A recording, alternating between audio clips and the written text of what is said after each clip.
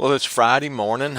We got back last night from our little trip to Winston-Salem and went up to Mount Airy and went to see Old Salem. And as you can see, the landlord got a new roof put on the house. And this is better than it seems because let me show you this. When we left Monday, we had one of these kind of roof vents on the house, and it was old. This house is really old. Uh, there's even a outhouse still out behind this house that was for this house at one time when there was no plumbing in this house. But it's had indoor plumbing for 30, 40 years. But there was this kind of roof vent on the house, the kind that as the heat rises out of the attic, it makes it turn and supposedly sucks more out. But it was so old, it squeaked so badly. Sometimes you'd get woke up in the middle of the night by the squeaking from the wind just gently blowing it around when there was no heat to make it turn or anything. So that has been replaced with roof vents, which means no more squeaking. That's a bonus we didn't know that we were going to get. But as you can see now, that roof vent is gone. They're all vents on the very top of the roof, on the peak of the roof now, and the whole roof. They did this on Tuesday. They stripped the roof, redid the roof, took out the rotating vent, put the attic peak vents in when they re-roofed it, all in one day. Our landlord, well, not sure about that. I'll have to talk to him. They might have taken part of Wednesday to finish it up. But they did a really good job.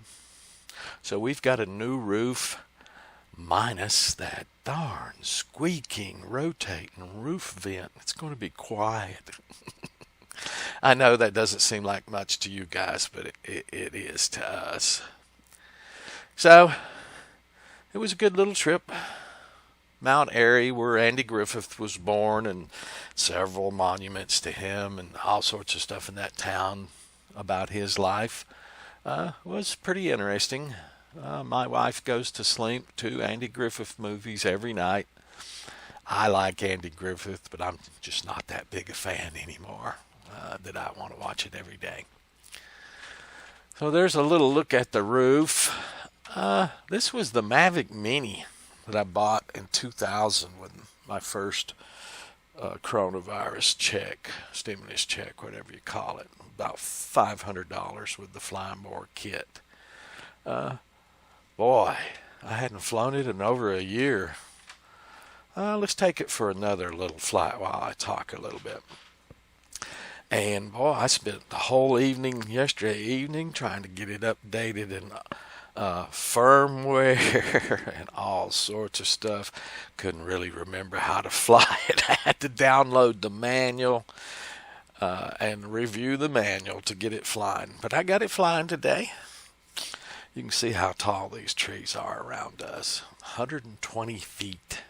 I'll measure them with this. And there used to be an apple orchard right next to us outside the line of our property. And a few months back, they tore a lot of it down and burned it. You can see a scar in the field right there where they burned it. This all used to be apple trees. There's still some. These up here were kind of blighted. I'm going to have to contact the guy who owns the property about flying airplanes and stuff over there now. It's much easier to do with the trees gone.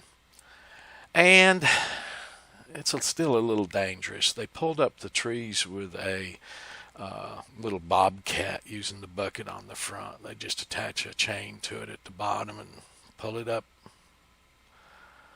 And so there's holes out there that are 2 or 3 feet deep everywhere. You can see on the left the apple trees that still exist for this orchard. And all the way down to the road, they pulled them up. There's another burn mark down there in the field where they burned down there for a while. Actually, sparks from it set our property on fire up near the corner, some dry leaves on the ground. The fire department actually had to come put it out. I wasn't aware of it. Landlord told me about it later, that they actually had to have the fire department up there.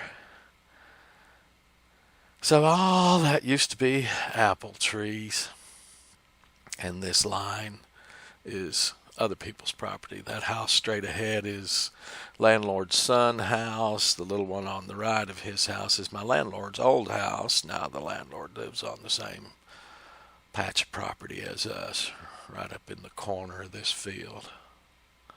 But you can see I am really surrounded by big, tall hardwoods.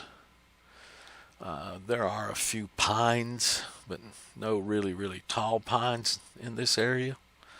They're all oaks, maples, hardwoods, and they're really tall. So as you can see, I have to be real careful around here. Plus, there's a lot of hawks building nests in the top of these trees that like to attack unusual objects. But this is my only way back in. I have to find this little hole and then position myself so I don't come down on a limb or a top of a tree, and then land. Not bad for vertical platforms, but not going to work with the airplanes.